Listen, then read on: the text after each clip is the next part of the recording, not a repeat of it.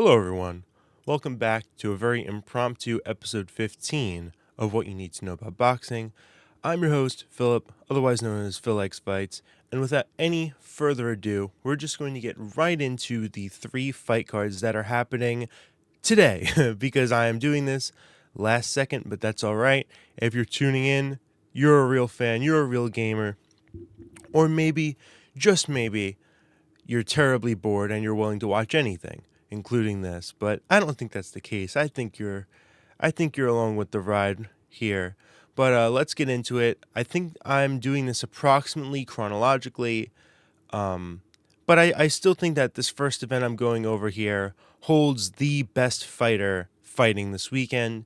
That is without a doubt Alexander Usyk taking on Daniel Dubois in a rematch for the undisputed heavyweight titles at Wembley Stadium. I gotta say, this fight is very interesting in the sense that I figured Usyk would be done after the second Tyson Fury fight. I figured he had nothing left to prove. But there had been a lot of chatter over if did Daniel Dubois win the first fight? Was that blow a legal shot? I have maintained since watching that fight as it happened live that was a low blow because mainly the referee ruled it as such. I understand that not all referees are going to make the right calls, but this is a sport where their discretion dictates a lot of what happens in the fight, and I just feel as though you kind of have to play the cards you're dealt. Usyk was able to do that, Dubois was not.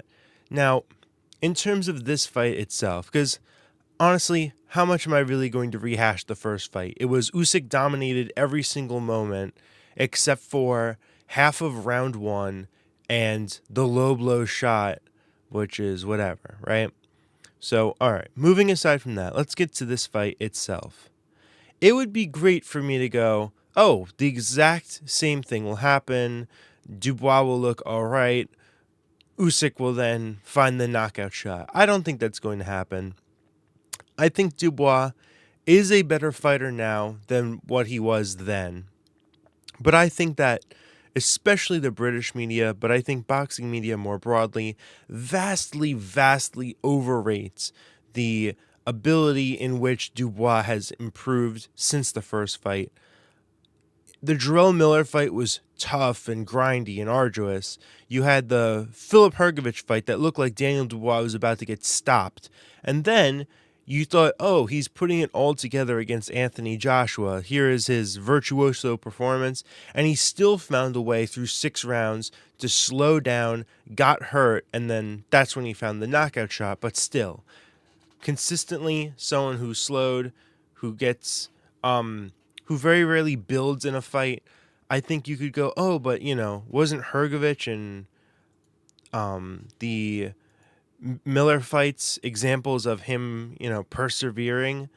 But a lot of those fights were him taking a lot of damage. It's not him technically figuring out his opponent. It's he was taking damage and punishment, found a way to weather those storms, and kept coming. Because he is young, right? So he has his youthful energy on his side.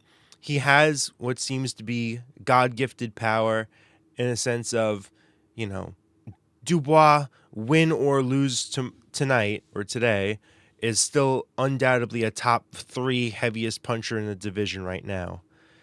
All of that is to say, I do think that Dubois' youth will aid him once more, but I think Usyk is still just too good. I think to pick Dubois here is either for an emotional reason or maybe you just really like the guy. For myself, I'm going to go with Usyk to pick up a unanimous decision. I think there could be some shaky moments. I think Usyk will show his age at times, but between the defensive acumen, the general awareness of a 12-round fight, way better pacing, and I think that Dubois is just too telegraphed of a fighter to beat Usyk. In order to beat Usyk, I think you have to have something he won't see coming, whether that's the uppercuts from Fury, whether that is the overall punch selection in Myris Bradis. I think Dubois is going to be looking for big shots. You can't come out in public and say, that you're going to target the body because that's how you won the first time, and you don't think Usyk's going to have a countermeasure for that. So give me Usyk by UD. I think 9 rounds to 3 or 10 rounds to 2. It might not even be the best fight in the world if I'm being honest, but I just see Usyk being far and away the better fighter. All right, let's move on. This undercard is arguably the worst undercard of any fight that was happening this weekend. So let's get into it. For your co-main event, you have one former world bridgerweight and cruiserweight champion against a current bridgerweight world champion. That is Lawrence Okolie taking on the South African Kevin Lerena. And I think this is going to be the classic Kevin Lerena tale of he moves up to the heavyweight from bridger or cruiser, and then he's going to take on a really tough challenge, and he's going to give that person that he's fighting hell through 5 rounds until they figure, oh, he's slowing down, I'm able to handle this is manageable, and then stop him. I think Lawrence Okolie can fit that blueprint quite well. I mean, the man is put on an intense amount of size. It's resulted in 2 first-round knockouts since his one career defeat. Give me Okolie to win by knockout in the 6th round. I think Kevin Lerena is a nice guy. He has a fun story, which makes him favored in the eyes of some boxing people. But, I think Okolie is in this fight for a reason. It's for the WBC silver title. Now, originally, by the way, I had figured this was going to be Okolie versus Agit Kabayel for the WBC interim. Clearly, Okolie does not want that fight in some degree because that could easily be made through the WBC rankings. Hopefully that fight is next, though, because Agit Kabayel needs to fight someone. We can't keep him on ice forever. But yeah, I think Okolie have a shaky moment. Look, we can even be in the territory that he gets dropped, but I just think he'll find the stoppage within the first half of the fight. And then finally, last fight I want to talk about here, Daniel Lapin, who is part of the Alexander Usyk Ukrainian camp. He is taking on a fellow undefeated, Louis Edmondson, a man who is probably best known for beating Dan Aziz. They're fighting in a battle of undefeated light heavyweights for the IBF Intercontinental title. And while I understand that maybe Edmondson has the best win of the two over Dan Aziz, I think Daniel Lapin, in the last couple of his performances, has shown hints of brilliance and not quite executed. But I think Louis Edmondson is going to be that next tier of opponent that lets someone like Lapin, who seems to have the goods but just quite hasn't got there in his fights, I think really show out. Give me Lapin to win an impressive unanimous decision.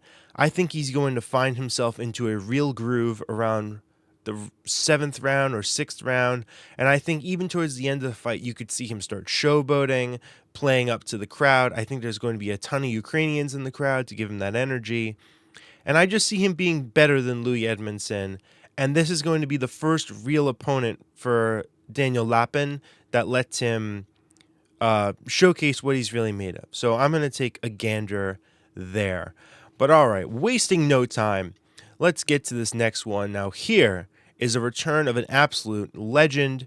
We're talking about the one, the only, Manny Pacquiao. So Manny Pacquiao is back, taking on WBC welterweight world champion Mario Barrios. Let's get into it. So one thing I want to talk about first, really quick, the betting odds on this fight are very peculiar. Mario Barrios, I think, was minus 700. 700 to start. He has now been shrunk all the way down to minus 230, I believe, to a plus 180 Manny Pacquiao. I don't know what that's indicative of. I don't know if someone found out that Barrios is injured. I don't know if, I have no idea. The only thing I can think of is the people that I've talked to in regular life, right? Not boxing Twitter, not, WhatsApp DMs about boxing. In real life, people have no idea who Mario Barrios is, but they know Manny Pacquiao. So I don't think, as cool as it could be to say, oh, the betting line movement is because, you know, they understand Barrios, told Al Heyman he's going to take the dive. I don't think that's the case. I just think more people know Pacquiao, so a ton more people are going to bet on him. That seems very reasonable as an Occam's razor explanation. But to the fight itself, Manny Pacquiao is 46 years old. Manny Pacquiao is not even coming off of a win. In Manny Pacquiao's last combat sports performance in an exhibition, he looked dreadful and his legs looked like they were full of water. Manny Pacquiao is not going to beat Mario Barrios. If he proves me wrong, it will be one of the most impressive feats accomplished in the 2020s. Because I don't know how many other 46-year-old welterweight champions of the world there will ever be, and especially not ones that have been woefully inactive, off in the Philippines pursuing politics, not having any sort of activity or anything like that. So if he pulls this off, kudos. But what I see, and what I sort of dread to see, is I think we're going to be left with a Mario Barrios unanimous decision where he's just a little bit too big, a little bit more active. Pacquiao seems to be frustrated and can't get on the inside, and Barrios is going to be able to basically neutralize Pacquiao, and I think down the stretch, Pacquiao's not going to have much. Barrios is going to know, oh, if I just keep up this, game of attrition here, I'm going to win a clear decision over a legend, one of the greatest ever. I'm just going to do that. Now, I understand that Barrios has looked very, very beatable. I don't think he even won his last fight. I think in that fight against Fabian Maidana, he looked dreadful. I don't think he's basically looked good, except for when he fought Ugas. And again, Ugas was coming off the eye injury and the age and everything. I don't think that Mario Barrios is a quality welterweight champion. But my alternative is a 46-year-old who's woefully inactive. He's also one of the greatest ever, but this is professional sports where age and activity, durability, these things have real consequence. So I'm not picking Manny Pacquiao. I'll go with Mario Barrios. All right, let's move down this card. This is by far and away the best card in terms of quality that is happening this weekend. Not even close, by the way, so just had to point that out. But all right, co-main event, Sebastian Fundora versus Tim Tszyu. Now, I went back and forth on this fight 5 times, but my pick is going to be a little bit spicy, I think, just because I think it breaks convention. Convention would say Fundora won the first fight. Both men took that first fight on very short notice. Fundora since then has defended his titles. Tszyu since then had been stopped by Bakram before beating a Joey Spencer in a comeback fight. Convention would say, in my opinion, that Fundora should be able to beat someone he's beaten before, especially when that man has gone on to take a second loss. However, I think because of that nature of the first fight, I think because Fundora was training to take on Bohachuk, which is much more emulative of a Tim Tszyu, whereas Tszyu was training to take on Thurman and got left with Fundora, I think the preparation only benefits Tszyu here. I think he looked very good against Joey Spencer in a comeback fight, in which he was able to still let his hands go, which is the number one indicator of how washed you really are.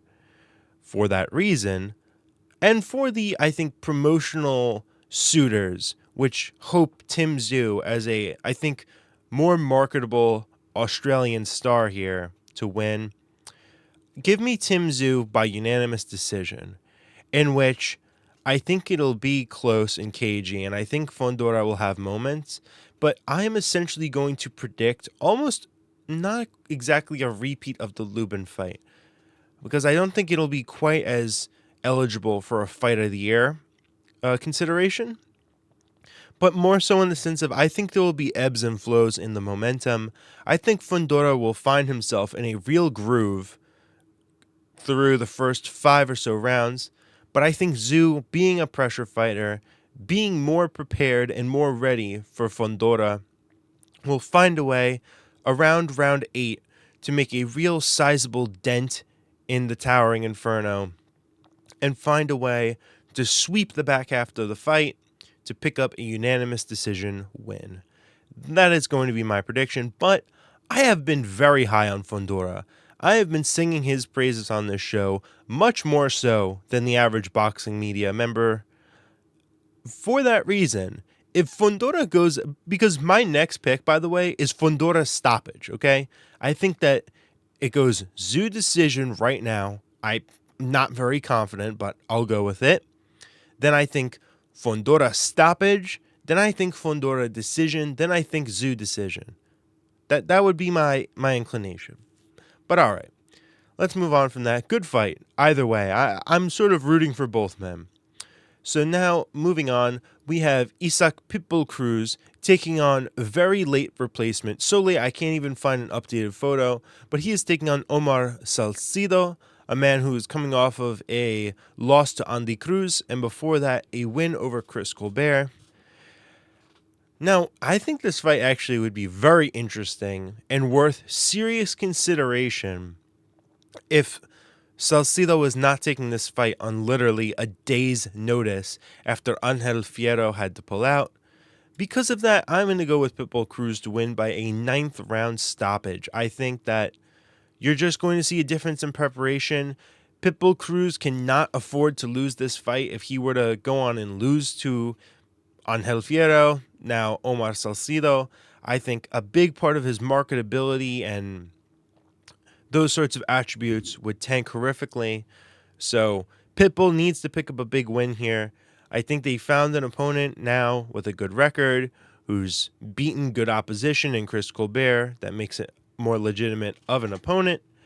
And I think that Pitbull Cruz will find a way to get a stoppage in the 9th round. And people will go, oh, wow. Actually, hold on. Because Salcido has never been stopped before. Am I really going to go with... Yeah, I do really value, though, when you have a real training camp and real preparation. The only thing is, because they were able to get him a replacement this quick, I guess Salcido had to have been on weight. And he had to have been, maybe they knew? Because now this is tricky to me. I don't know if I want to make a live change.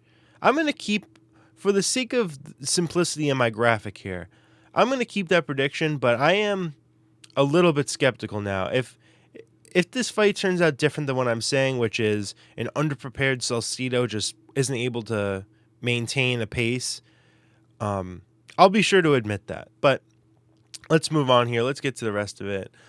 Then we have a very good fight in the featherweight division. Brandon Heartbreaker Figueroa taking on Joet Gonzalez. I'm going to say Joet Gonzalez picks up maybe the biggest win of his career here by majority decision. I think Brandon Figueroa looked pretty woeful against Stephen Fulton last time out. But even beyond that, you know what? The Fulton fight was still not as bad of a look as the Jesse Magdalena look. I thought he looked dreadful in that fight. I think that, honestly, it sucks because Joet Gonzalez has talked about retirement, which always makes me not go and pick you. Also, Joet Gonzalez's last 8 fights have been win, loss, win, loss, win, loss, win, loss. But here's the thing, okay? He could have won the Luis Alberto Lopez fight, and he could have won the Isaac Dogbe fight. The only fights that he really lost were the Shakur Stevenson fight and the Emmanuel Navarrete fight. You could argue that he's beaten in a row Isaac Dogbe, Enrique Vivas, Luis Alberto Lopez, Arnold Haggai. You could make that case, and you're not the craziest person I've met, right? Brandon Figueroa, I don't know, man. I don't know where his head is at. I don't know where his dedication is at. Give me a hungry Gonzalez here to pick up a close decision. People are going to argue it could have gone either way, but I'm going to go with an upset here, I imagine. It has to be an upset. All right.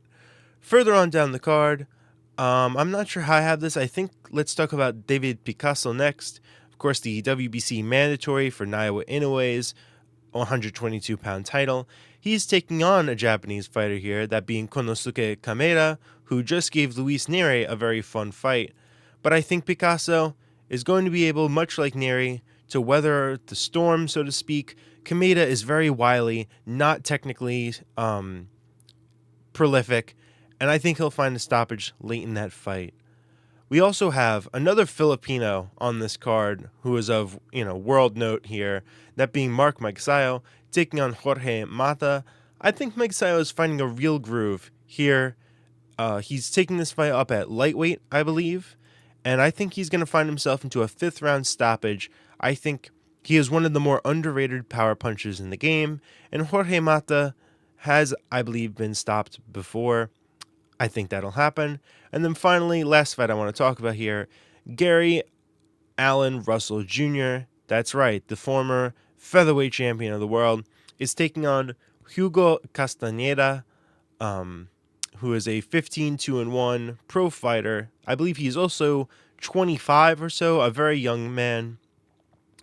I'm going to say Russell wins a split decision that comes down to, did you like the clean but lower work rate of Russell, or did you like the higher paced work rate of Hugo? I think a lot of people are going to claim this was a incorrectly decided fight. I think a lot of people are going to say that Hugo Castaneda deserved the win, but I think for whatever reasons they may be, I think Russell will escape a very dangerous fight here against one of these kinds of opponents that constantly cause upsets to, I'm not going to say just PBC fighters, but you tend to see this, right? A PBC fighter on the comeback who's been inactive, and here comes a very hungry, young, dangerous contender who's never been stopped to upset the apple cart. I think Russell will escape, but just barely. All right, let's move on now. So we've talked about one of the current greats, Alexander Usyk. We've talked about a former, one of the greatest ever in Manny Pacquiao. And to end, we're going to talk about a future great in Bam Rodriguez taking on Fumalele Cafu at the Ford Center in Frisco, Texas. This is for the unified WBC, WBO, and Ring Magazine super flyweight titles. Let's get into this. So Bam Rodriguez, if he wins this fight, we already know what's happening next. He's taking on Puma Martinez in a unification in November 22nd in Riyadh, Saudi Arabia. But is that too much? Is he biting off more than he can chew to announce your next fight before taking on your current opponent? Personally, I'm just going to say no. I think he's going to win by 7th round stoppage. I think there's a reason that they are so confident in his ability to turn around for November. Fumalele Cafu has come very far. I think he did what a lot of people suspected he was not be able to do in upsetting a very, very great fighter to capture his world title. But here's the problem, okay? There is a very big difference between a Kosei Tanaka, who again had been beaten before, had ups and downs in his career, to win by a split decision that you arguably didn't win. Arguably. I think it's fine that he got it, but it's very arguable. This is Bam Rodriguez we're talking about. Now, I know Bam has to deal with a lot of allegations, some of which I cast myself. The age of his opponents of late, the activity level of some of them. I think he's catching a lot of very great fighters at very opportune times. Now we're dealing with the Fumalele Cafu, who's 26 years old, arguably right in his prime. But I still have to say here, for everything, look, the man just destroyed a very tough Pedro Guevara in 3 rounds, which I was not expecting. Juan Francisco Estrada in 7 rounds, Sonny Edwards in 9 rounds. He's coming off of 3 back-to-back stoppages in world title fights. It's just, I think, a different level. So for that reason, again, 7th round stoppage. All right, let's move on here. Diego Pacheco is taking on the man ordered by the WBO, Christian and Oh, no. Sorry, guys. That would have been a good fight against Christian and Billy. But instead, we have him going up against the racist, whatever, mullet guy, Trevor McCumbee. Yay. That's what everyone wanted, right? This is going to be so good for Diego Pacheco's development. Hey guys, you know that Trevor McCumbee? You know, he gave a pretty decent account of himself against Caleb Plant. The same Caleb Plant that can't even beat a middleweight in Armando Resendiz. This is a real big test for Diego Pacheco. I'm going to diffuse all of those narratives right now. I don't think that this is a good fight for Pacheco, not because it is too dangerous, but quite the opposite. I think you have Trevor McCumbee, who has a record of 28-1, very impressive look on paper. We can say, oh, wow, he went 9 rounds with Caleb Plant. I don't even think that's a benchmark of a good performance at this point. No. Give me Diego Pacheco by 4th round stoppage, and I think I'm being generous. I think we are going to see a destructive performance from David Pacheco. I think people broadly, from what I see on the internet, are massively overrating the capabilities of Trevor McCumbee, who before he even got that opportunity against Caleb Plant, struggled massively with Christopher Pearson on ProBox TV, did not look good in that fight whatsoever. I think the man is on borrowed time, so to speak. I think he's resting on his laurels, and I just don't see any path to victory for him. I think this is one of the biggest mismatches of the weekend in a fight that on paper you could argue is competitive. Give me Pacheco inside of 4 rounds. Also on this card, Emma Williams is no longer fighting Etinosa Olia for that IBF World Title Eliminator. In steps in on short notice Ivan Vasquez, an undefeated 11-0-2 middleweight fighter. I think Emo is going to pick up a unanimous decision. I think he knows, because he's on the cusp of a world title shot, because there's a lot riding on him being successful, and because I think that the Volny fight showed him that there are areas in which he needs to improve. I think he's going to take an opportunity against an 11-0-2 fighter to test out some new things, to try some new things out. However, this is another one I might be changing my opinion on, because I could also see this fight going much in the same way of the Mbumba Yasa fight, where it was sort of close-ish early on until Ammo found a huge shot.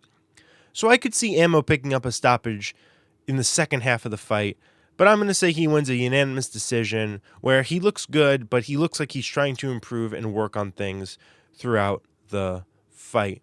But I believe that's everything I'm going to talk about here. Yep. All right. There we go.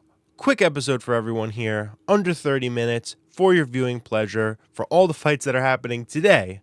So, without further ado, this is Philip, and I will catch you all hopefully this weekend, I think, just to talk about the fights and what's happening the week after that, because this is boxing. It's a train that never stops rolling. But all right, I will see you all next time. Bye.